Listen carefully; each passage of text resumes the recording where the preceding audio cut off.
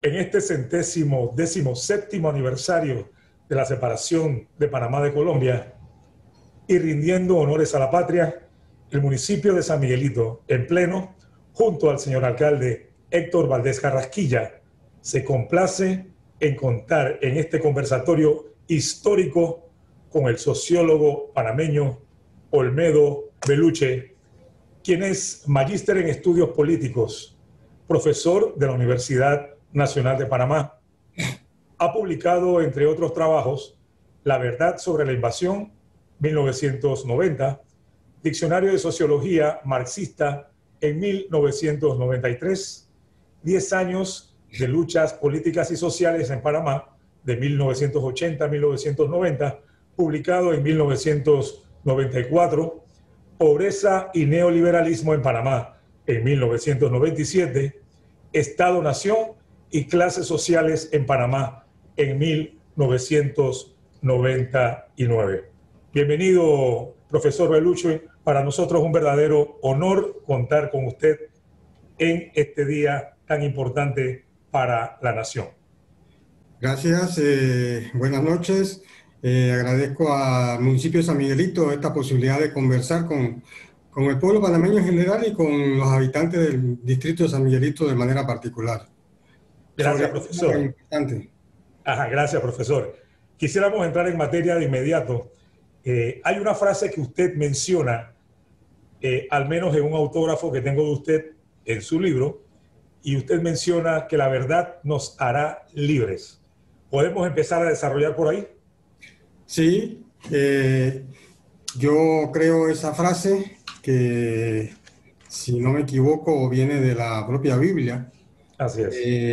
Y que generalmente es olvidada por mucha gente, especialmente por los historiadores o quienes repiten supuestos acontecimientos históricos, en particular de la historia de Panamá, que ha sido muy manipulada en función de justificar sobre todo el hecho de la separación de Panamá de Colombia el 3 de noviembre de 1903.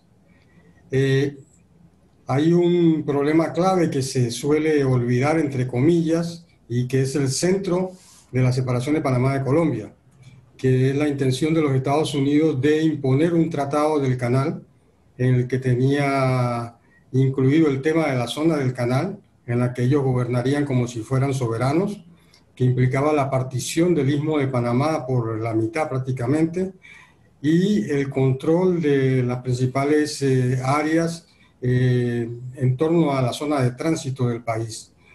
Este tema del objetivo de los Estados Unidos estaba presente en el tratado Han-Hay, que se firmó en enero, si no me equivoco, el 22 de enero de 1903. Y es lo que motivó el rechazo, no solo del Senado de Colombia, del pueblo colombiano, sino también del pueblo panameño, de sus principales personalidades, entre esas don Belisario Porras, que era el líder del liberalismo panameño en ese momento, y de casi todos los liberales que eran oposición. Aguilera al principio, Carlos Mendoza, aunque luego cambió de posición, el conservador panameño Juan B. Pérez y Soto, que era senador, y otras figuras ahí como Oscar Terán, que también era miembro de la Cámara de Representantes de Colombia por el Departamento del Istmo de Panamá. Entonces, no es cierto que todos los panameños estábamos deseosos de tener un canal a como diera lugar, incluso a costa de la soberanía, sino que como gente digna, los panameños de entonces, igual que los de ahora, sabían leer y escribir y rechazaron ese tratado, igual que la opinión pública colombiana. El otro aspecto que el tratado tenía y que fue motivo de mucha controversia era que había que pagarle 40 millones de dólares por parte de Estados Unidos a la compañía francesa del canal por sus acciones y 10 millones a Colombia por los derechos de construcción. Allí eso la gente también sabía sumar y restar y no eran tontos, y decían, bueno, como una compañía que no ha construido el canal, que solo tiene hierro viejo y unos papeles que son acciones, y que va a expirar su derecho de construcción dentro de un año, en 1904. Le van a dar 40 millones y a Colombia, incluyendo Panamá, que pone el territorio, solo le van a dar 10 millones de dólares. Quisiera interrumpirlo, profesor, para solamente hacer una acotación.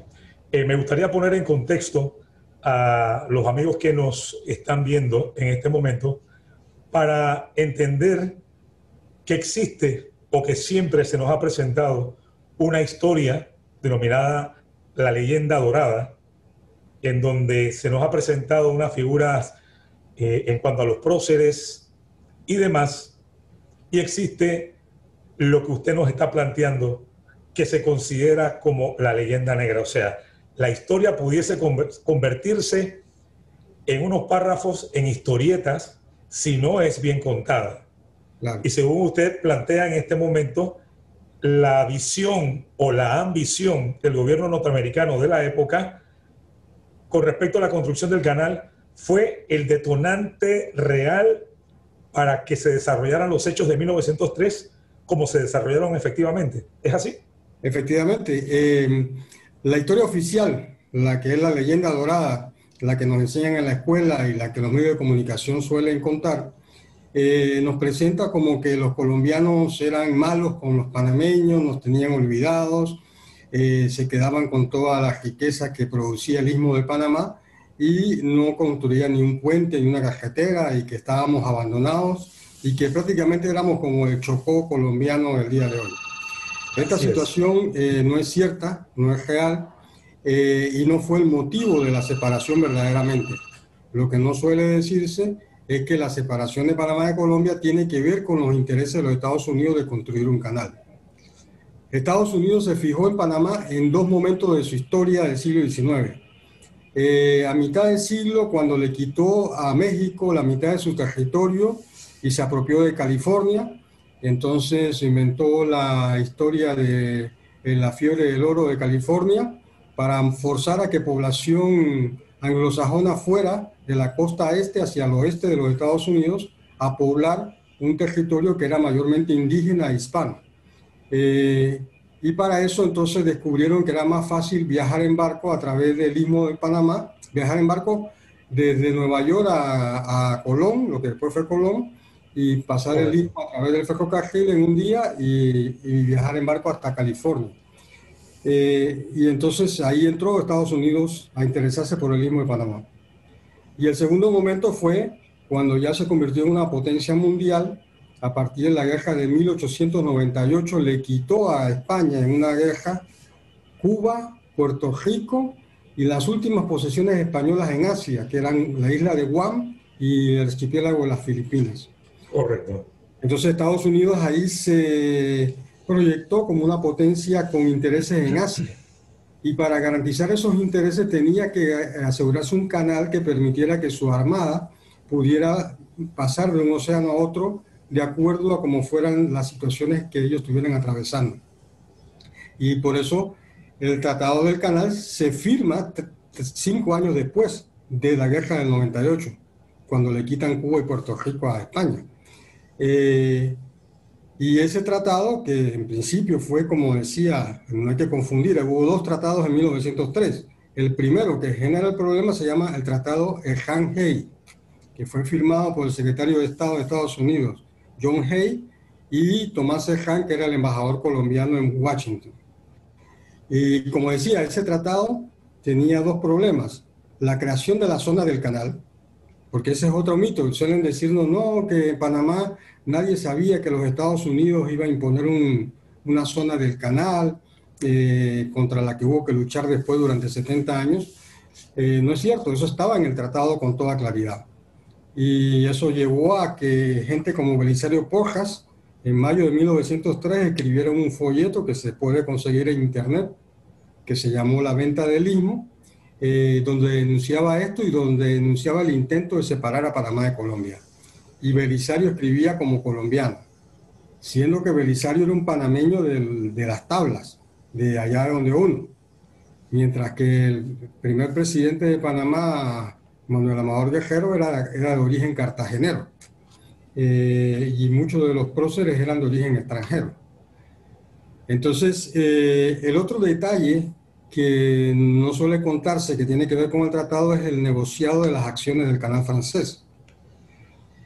Allí hubo un personaje clave de la historia que fue el abogado norteamericano William Nelson Cromwell. Cromwell era dueño de las acciones del Ferrocarril de Panamá. Acordémonos que desde 1855 funcionaba el Ferrocarril de Panamá, que era una empresa norteamericana. Correcto. Cromwell era el gerente general de la empresa en Nueva York. Y Cromwell fue contratado, su bufete, por los franceses para venderle a los Estados Unidos las acciones del canal francés. Y entonces en algún momento Cromwell decide que un grupo de accionistas norteamericanos, gente muy poderosa como JP Morgan, que era dueño del Chase Manhattan Bank, invirtieran en las acciones devaluadas del canal francés para ganarse unos millones de manera fácil, especulativamente, al vendérselas a su gobierno por 40 millones de dólares. Y entonces, lo que Colombia no sabía, ni sabía la opinión pública panameña, es que en parte, en gran medida, el canal ya no era francés, sino era norteamericano, pero en secreto. De modo que cuando en agosto de 1903 el Senado de Colombia no rechazó el tratado, el Senado de Colombia le dijo a los gringos: dejemos esto para 1904, cuando los franceses hayan perdido sus derechos, y negociemos en mejores condiciones.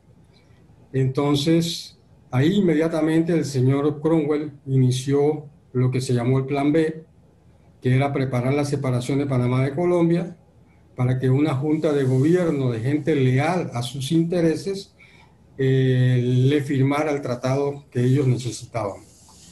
Y esa junta de gobierno estuvo encabezada por dos agentes de la compañía del ferrocarril que eran sus empleados: José Agustín Arango, que era el abogado residente en Panamá de la compañía, y Manuel Amador Guerrero, que era médico que trabajaba en la compañía.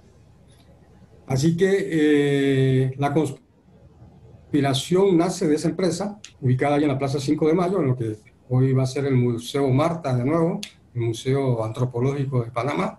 Correcto. Ellos preparan las condiciones.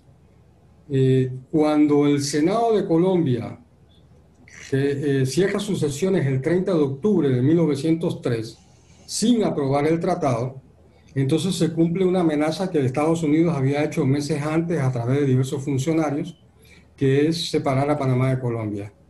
Y no es casual. Hasta el 30 de octubre en Panamá no había ni una manifestación, ni un proceso de descontento, ni de separación de Panamá de Colombia. Y 5 días después, menos de una semana, ya estaba separado de Colombia. La realidad es que fue una conspiración de un grupo minoritario de panameños junto con intereses norteamericanos. Le interrumpo, profesor Beluche. Podríamos decir entonces que Panamá fue, por decirlo de alguna manera, una nación creada por Wall Street. Entonces. Bueno, eso es justamente lo que dice Ovidio Díaz de Pino. Él cambió el concepto de nación al concepto de país, porque el concepto de nación es muy esquivo. Aquí correcto. Está el libro de Espino, yo recomiendo. Sí, correcto, lo conozco, ¿cómo no? Igual que mi libro, La verdadera historia de la separación de Panamá de Colombia, que está así exactamente, que usted tiene ahí. Está disponible también en la web, en la Biblioteca Nacional de Panamá, en la sala virtual. Correcto. Y justamente este libro, la foto de la portada, es una pintura del panameño Sebastián Villalaz. Un óleo que me han dicho que está en el Ministerio de Gobierno, pero yo una vez fui y no lo pude encontrar. No sé si estará en otra dependencia del Estado panameño. Interesante. Grande, que se titula Colombia asesinada. Entonces, fue pintado en 1902. La pregunta sería, ¿por qué un panameño que supuestamente quiere separarse de Colombia porque nos tiene oprimido, pintaría un cuadro en 1902, un año antes de la separación, que diga Colombia asesinada? y no Panamá asesinada. Correcto. El cuadro es una alegoría de la guerra civil de los 1000 días. Ahí el hombre de rojo es el Partido Liberal y el de azul es el Partido Conservador. Así es. Entonces, él culpa a ellos de haber matado a Colombia con la guerra civil. Y bueno, para mí esa es una evidencia de que si un panameño con cierta capacidad económica como Sebastián Villalaz, que tenía para pintar óleo en gran escala, que eso es un arte caro, pues era sobre todo caro en aquel tiempo, titula de esa manera es porque él no se sentía para nada no colombiano. Él, como panameño, se sentía colombiano.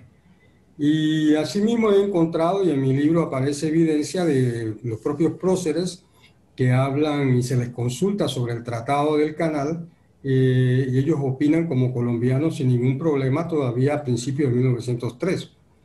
O Belisario, que habla como colombiano.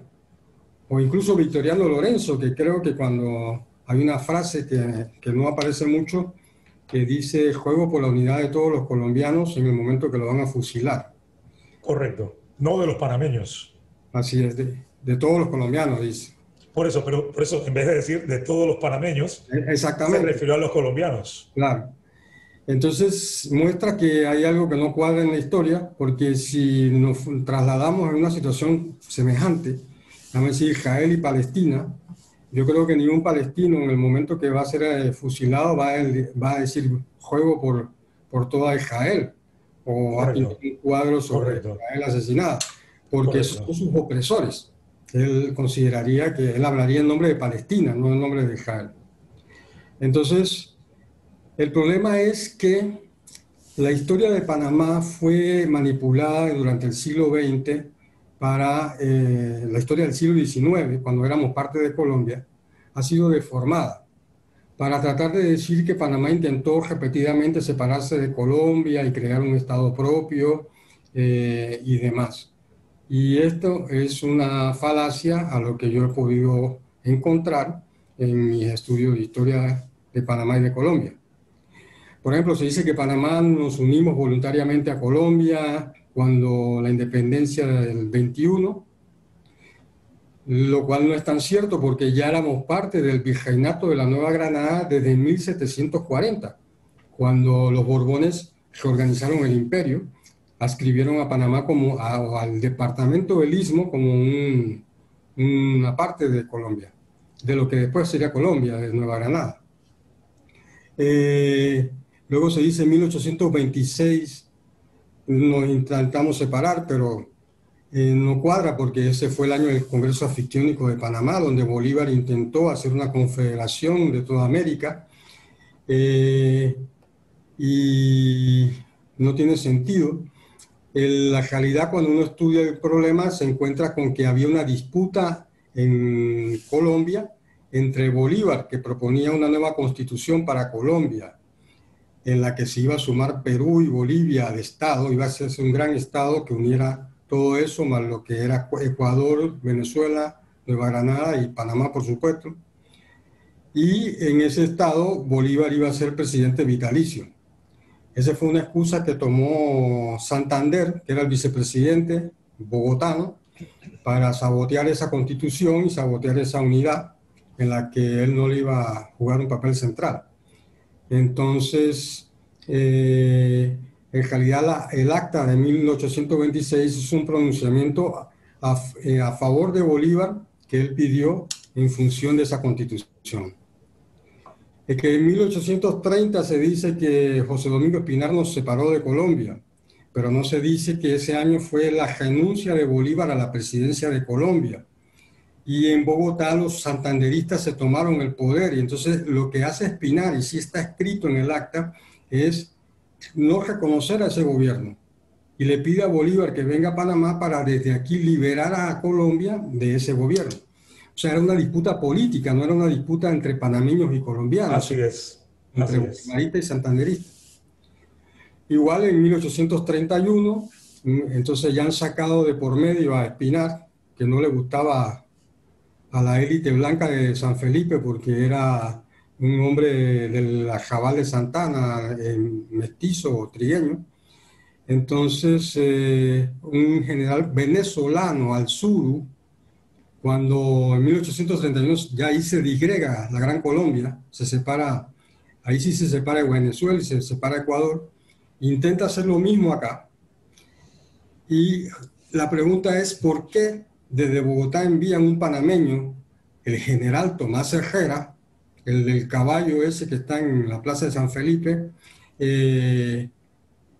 combate contra el Suru y lo fusila al día siguiente con 300 soldados que trae de Colombia, de Bogotá? Entonces, si los panameños se querían separar, ¿por qué el panameño Tomás Herrera fusiló a este señor que había declarado la independencia? No tiene lógica tampoco. ¿Por qué? Porque la lógica era política, era una lucha Correcto. política, no tenía que ver con eso. En 1840-41 hubo el Estado soberano del Istmo, y entonces los historiadores panameños segregan eso de la historia colombiana. Entonces no se dice. En Colombia hubo una guerra civil ese año, que se llamó la Guerra de los Supremos, es decir, los supremos comandantes militares y caudillos políticos que había. Entonces cada caudillo convirtió su estado, su provincia, en un estado soberano. Entonces no solo hubo un estado soberano de Panamá, hubo un estado soberano de Cartagena, otro del Cauca, y así sucesivamente. Cuando la guerra civil acabó, Tomás Herrera pactó con el gobierno que se instauró en Bogotá y se acabó el problema. Y Panamá volvió a ser parte de Colombia, de Nueva Granada, perdón, se llamaba en ese momento. Y Tomás Herrera, bueno, fue perseguido unos años, pero luego no se dice que Tomás Herrera fue presidente de Colombia. Y murió en 1853 en una calle de Colombia como presidente de Colombia, de Bogotá, en una guerra civil. No se dice que el chiricano José de Valdía fue vicepresidente de Colombia en 3 ocasiones. Son cosas que se omiten para decir que los panameños estábamos peleados con los colombianos, lo cual no es cierto. Es una historia que se ha inventado después de 1903 para justificar lo de 1903. Hacia allá voy, profesor Beluche. Y desde su punto de vista como sociólogo, quisiera preguntarle, Panamá, 2 separaciones y podríamos decir que 3 anexiones, tomando en cuenta que después que nos separamos de Colombia, los norteamericanos entran a Panamá, nos convierten casi en un protectorado y luego desarrollamos nosotros una lucha antiimperialista por muchísimos años, ¿no? Pero me llama poderosamente la atención es eso. Salimos de España, entramos a Colombia, o como usted bien nos acaba de aclarar, la figura ya estaba presente y luego nos separamos de Colombia, ya estamos conociendo las circunstancias comerciales que llevaron al hecho que se ha suscitado y después entonces casi nos convertimos en un protectorado de los Estados Unidos.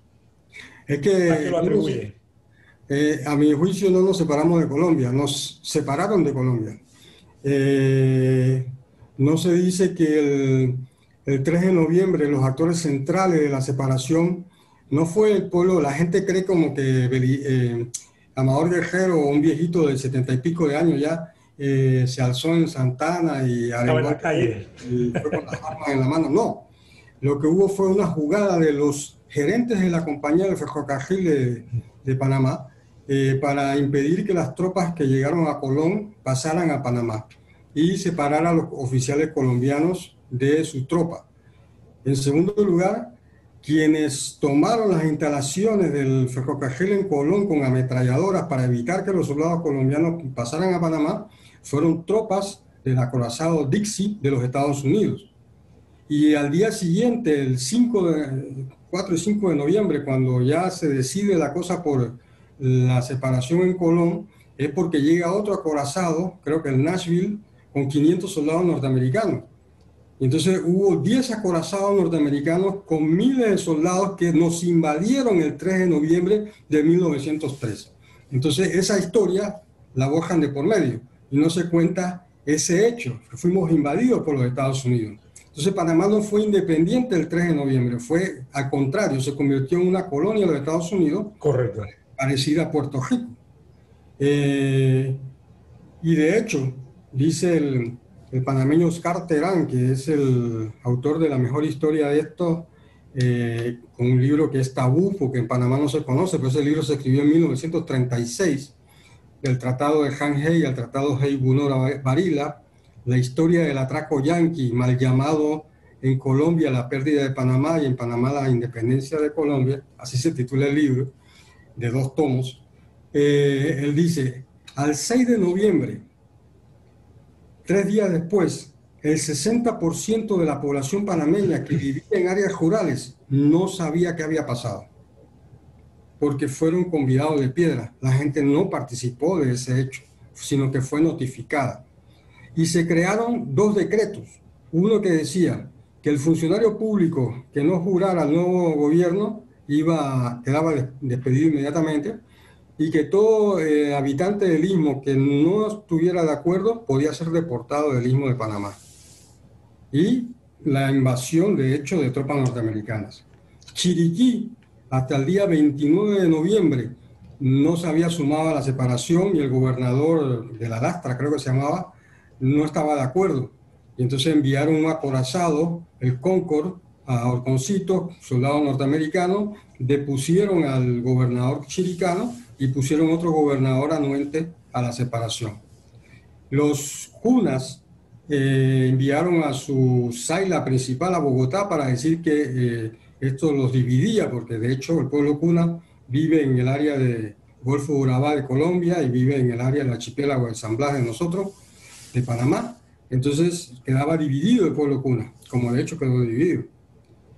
Entonces, y luego para culminar la fresa del helado, el tratado en el artículo 7, el tratado Hei-Bonora-Barila, se firma 15 días después, el 18 de noviembre de 1903. Esto no es casualidad. Y se firma porque lo firma un francés, Bonneau-Barila, socio de Cromwell, que le exige a la Junta de Gobierno para enviarle dinero para los sobornos que se usaron para pagar la separación. Aquí no hubo muchos balazos, los balazos fueron billetes verdes que mataron conciencia. Entonces le envió $100.000 a la Junta, pero tenían que nombrarlo como embajador plenipotenciario para negociar el tratado. Entonces este francés firma el tratado, y el tratado es peor que el de Hanhei, porque incluso es a perpetuidad. Y el Hanhei cedía, creo que 5 kilómetros a cada lado del canal, este cedió 10 kilómetros a cada lado del canal, y otras concesiones más. Y ese tratado dice que Estados Unidos es el que garantiza la separación, la independencia de Panamá. Y luego en la Constitución de 1904, en febrero de 1904, el prócer Tomás Arias, por sugerencia del cónsul norteamericano en Colombia, introduce un artículo del 136 de la Constitución que le daba derecho a Estados Unidos de actuar de policías en cualquier lugar del Istmo de Panamá que ellos consideraran necesario. Y esa cláusula se utilizó muchas veces para sucesivas intervenciones norteamericanas. Entonces Panamá se convirtió en una colonia. Éramos independientes cuando éramos colombianos, al contrario, dejamos de ser independientes.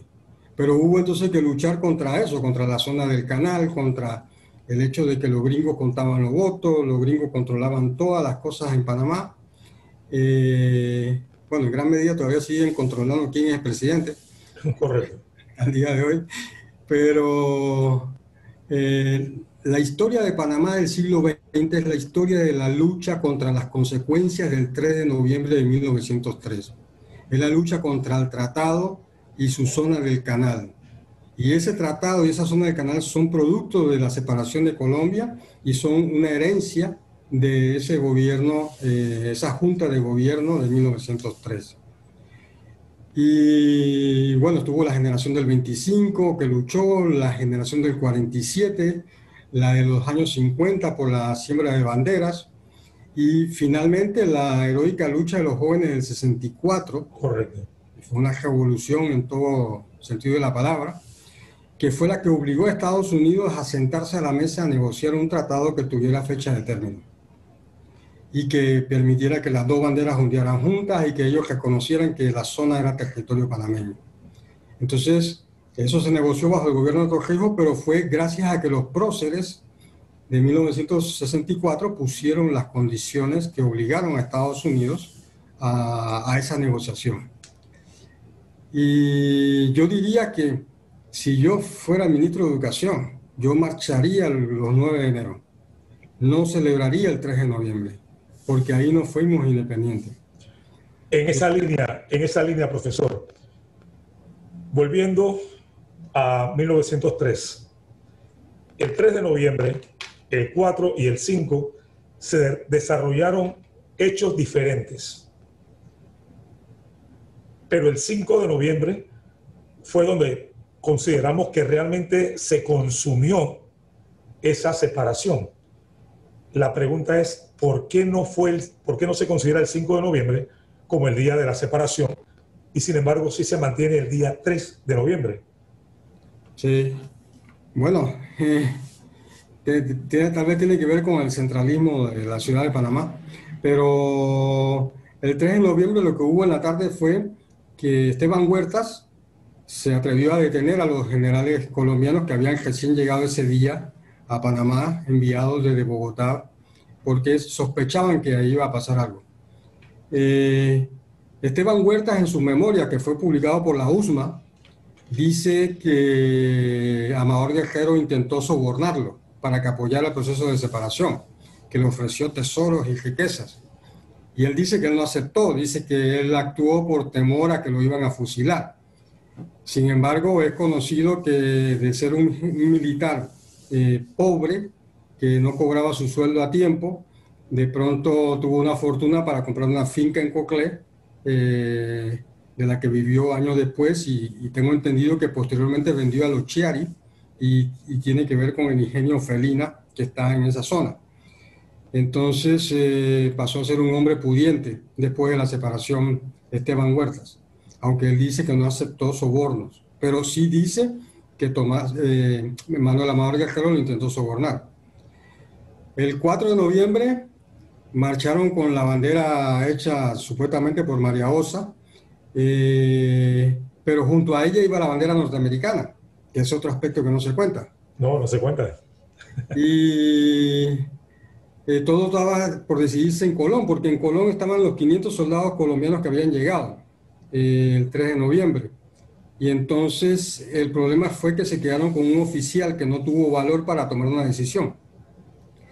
Y entonces, al contrario, la labor del prócer Meléndez, según dice la mala lengua, fue llevarlo a una cantina, fumarlo un poco y ofrecerle $8.000 de soborno a cambio de que se devolviera a Colombia sin pegar un tiro.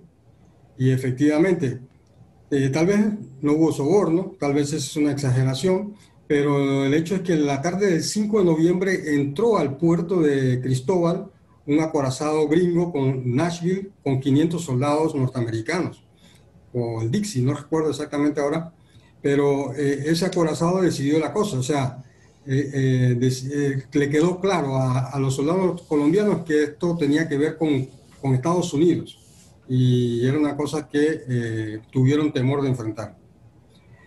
El señor Ismael Ortega, que escribe parte de la Leyenda Dorada, en una historia que escribió a mitad del siglo pasado, reconoce que el pueblo de Colón insultaba a los soldados colombianos cuando se iban, pero no los insultaba porque eran opresores, sino porque no tenían valor para enfrentarse a los Estados Unidos, a los soldados gringos, por cobardes. O sea que no había en el pueblo colonense ningún deseo de separarse de Colombia. Hay gente por ahí que dice que sus abuelos todavía sacaban de vez en cuando la bandera colombiana cada cierto tiempo. Pero bueno, hubo una situación de hecho. El propio Belisario Porras, para poder volver a Panamá, tuvo que, en cierta manera, disculparse de años posteriores. En principio le habían quitado hasta el derecho de ser panameño. Y sobre esa base que él se cambió, aunque él después dijo que nunca se iba a desdecir de lo que había dicho contra el tratado. De hecho, en la práctica volvió y se entendió con los gringos y pudo ser presidente 3 veces, ¿no? Profesor, y la figura de Victoriano Lorenzo Troya, eh, la incidencia que tuvo alrededor de todos estos hechos. Sí, ese es muy importante porque en Panamá suelen decir que la guerra civil de los 1000 días tuvo que ver con la separación, porque aquí los liberales ganaron, contrario a otros lugares de Colombia donde los conservadores controlaron el poder. Pero lo que ellos no dicen es que Belisario Porras no peleaba contra el gobierno abstracto de Colombia, no peleaba por quién gobernaba, sino su enemigo central era los terratenientes de Penonomé. Por eso él cerca Penonomé y cerca Aguadulce, porque sus enemigos eran los latifundistas de esa zona que mancillaban a los indígenas campesinos panameños, que les robaban sus tierras y que abusaban de ellos. Victoriano quedó involucrado porque Belisario le pidió en la primera fase, en Panamá la guerra tuvo dos momentos, ¿no? Una hasta la batalla del Puente Caledonia. Entonces allí Victoriano con los indígenas que él, venían con él, realmente colaboraron, fue cargando las armas. Cuando Victoriano vio la derrota del Puente de Caledonia, donde se masacraron a la mayor parte de 300 liberales, él se devuelve a su pueblo, el Cacao, que está ahí detrás de Capira, que en ese tiempo Capira era el límite con Coclé. Correcto. Y allá lo van a buscar los soldados posteriormente, porque suponían que él se había llevado unas armas.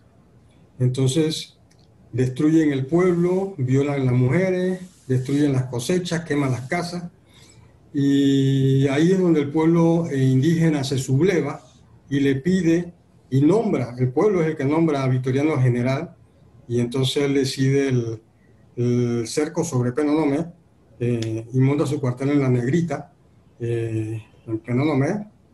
Invito también al pueblo panameño a que vaya y lo visite eso. Lamentablemente no hay, el pueblo en La Negrita tiene un mini monumento ahí, pero el Estado panameño no le ha hecho el honor que Victoriano merece. Y luego ahí cerca de Penonomé están las trincheras, que ahí hay una familia que cuida eso, que hacen muy bien y vale la pena visitarlo. Lamentablemente el Estado panameño tampoco le ha puesto interés a cuidar ese patrimonio de nuestra historia. Y ahí se ve cómo ellos cercaron lo que ahora es la Interamericana para impedir que llegaran provisiones al pueblo de Penonomé. Y justamente ahí en Penonomé fue la famosa frase, la pelea es peleando. Así es. Que él se la dijo a un general liberal que se llamaba Noriega, casualmente también, creo que también se llamaba Manuel Noriega, y a otro cuyo nombre no me acuerdo ahorita, que le pidieron que como él era indígena, que les entregara el mando político y militar. Y él le dijo, no, mira, yo sé que usted, que es blanco, se cartea con el alcalde de Penonomé, que es conservador, y a usted no le va a pasar nada, pero yo que soy indígena me van a fusilar. Así que la pelea es peleando. Entonces, si usted quiere ser el jefe, tiene que ir a la pelea. Y no le entregó el mando. Y ellos se tuvieron que devolver para Panamá sin nada en la mano.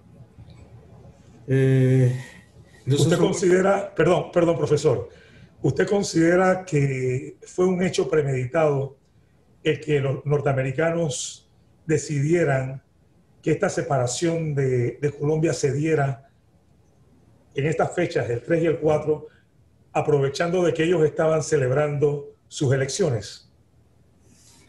Sí, justamente como parece que, así como este año, la elección norteamericana del presidente cae el 3 de noviembre, ese año creo que no había elecciones presidenciales, sino elecciones ellos hacen de mitad de periodo, Correcto. El Congreso los renuevan también senatoriales. De senadores, sí. Entonces, correcto.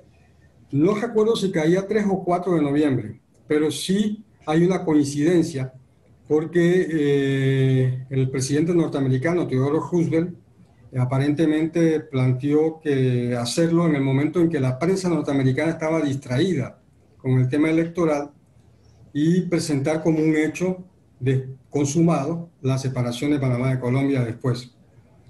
Es interesante que el pueblo panameño sepa que hubo un juicio contra Theodore Roosevelt porque su enemigo político siempre fue el periodista George Pulitzer, que dirigía el diario El Mundo de Nueva York.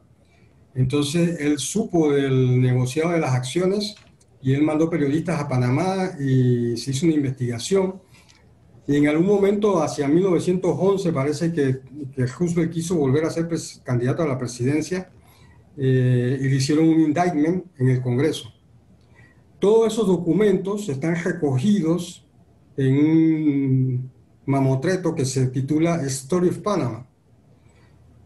Oscar Terán tradujo parte de esos documentos que incluyeron citas de testimonios judiciales de panameños, de testigos de la época, en la que se demostraba, uno, la intervención norteamericana y dos, el posible negociado con las acciones.